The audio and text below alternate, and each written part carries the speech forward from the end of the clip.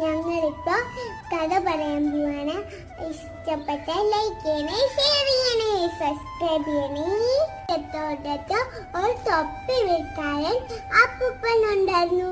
അപ്പൊ അപ്പൂപ്പൻ ക്ഷീണിച്ച് ഉറങ്ങി വരുമായിരുന്നു. അപ്പോൾ ആ അപ്പൂപ്പൻ ഉറങ്ങാൻ ഒരു മരച്ചോട്ടിലിരുന്നു. അപ്പൊ അവിടെ നിറയെ മങ്കികളെ വന്ന് ആ തൊപ്പിയെല്ലാം നട്ടെടുത്തോണ്ട് പോയി. അപ്പോൾ അപ്പൂപ്പൻ മരത്തിൽ നിന്ന് ശബ്ദം കേട്ട് എനിക്ക് നോക്കിയപ്പോൾ തൊപ്പി ഒന്നും കാണില്ല. അപ്പോൾ അപ്പൂപ്പൻ എന്റെ അടുത്തിറങ്ങിയിട്ട് കുരങ്ങന്മാർക്ക് കൊടുത്തില്ല. കുരങ്ങന്മാർക്ക് അഹങ്കാരമുണ്ട്.